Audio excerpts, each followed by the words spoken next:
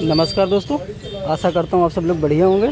दोस्तों आज हमारे पास जो है पल्सर 150 आई थी। मैं आपको दिखा सकता हूँ। पल्सर 150 है जो कि BS4 मॉडल है। इस पर लाइट का बटन नहीं होता है। और इस पर दिक्कत क्या थी दोस्तों, हम चाबी ऑन करते हैं, ठीक दोस्तों, इसका यहाँ पास मीटर पर कोई फंक्शन नहीं बता रहा है और ना ही न्यूट्रल लाइट वगैरह बता रही है, क्योंकि गाड़ी हमारी इस समय न्यूट्रल भी है और ये न्यूट्रल लाइट भी नहीं बता रही। और ना ही इसका ये हॉर्न बज रहा है। मैंने चाबी ऑन कर रखी है आपके सामने, ना ही हॉर्न बज रहा है और ना ही इसकी ये लाइट जल रही है। ठीक है, मैं आपको स्टार्ट करके दिखा दूँ गाड़ी। ठीक है दोस्तों, गाड़ी अभी हमारी स्टार्ट है इस समय और इसकी ना तो ये हेडलाइट जल रही है, मैं आपको दिखा दूँ। ठीक, ना तो इसकी हेडलाइट जल रही है और ना ही इंडिकेटर जल रहा है और ना ही इसका हॉर्न वाला बटन काम कर रहा है, मतलब इसके हॉर्न भी नहीं बज रहे हैं। दोस्तों हमने इसको जो है देखा है वायरिंग इधर साइड से, तो वायरिंग इसकी सही थी। इधर से हमने यहाँ पास से वायरिंग देखा दोस्तों, तो इसकी वायरिंग सही थी यहाँ से। ठीक है, कहीं से भी कोई वायरिंग कटी नहीं थी। ठीक, तो हमने इसका जो है फिर फ्यूज चेक किया है और वो चीज़ मैं दिखा रहा हूँ आपको, फ्यूज में क्या दिक्कत है क्या नहीं।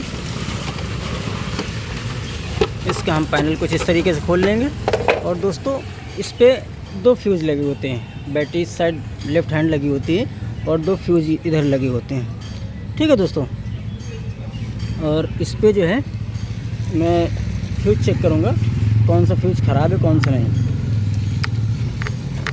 दोस्तों एक 10 नंबर लगा होता है और एक 20 नंबर लगा होता है।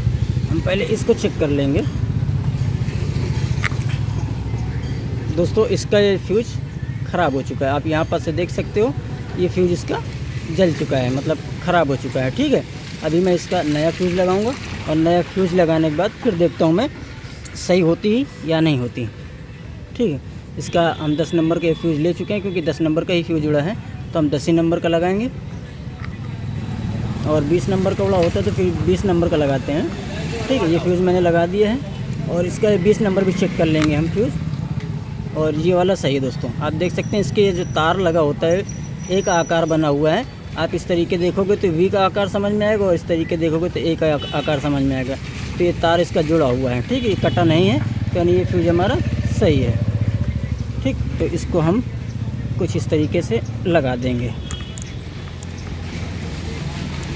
ये हमने फ्यूज़ लगा दिया दोस्तों। ठीक है, अब अभी जो है हम चेक करेंगे इसका चाबी ऑन करके काम कर रही हैं सारी चीज़ें कि नहीं कर रहे हैं। ठीक है दोस्तों, इसकी न्यूट्रल लाइट बराबर बताने लगी है। अब मैं गाड़ी स्टार्ट करके देखूंगा लाइट वगैरह जल रही है कि नहीं जल रही है। और दोस्तों पहली चीज़ तो मैंने इसका चाबी ऑन किया, तो आप देख सकते हो इसकी लाइट जलने लगी सामने। आप इसका देख सकते हो ये लाइट जल रही है। ठीक, ये देखिए दोस्तों इसकी हेडलाइट बराबर काम करने लगी है। और इसका हॉर्न वगैरह मैं चेक करूँगा, इसका हॉर्न वगैरह भी बराबर बजने लगा। ठीक है दोस्तों, इस पर दिक्कत कहीं से नहीं थी। इसका दोस्तों सिर्फ फ्यूज उड़ चुका था, तो इस वजह से दिक्कत कर रही थी।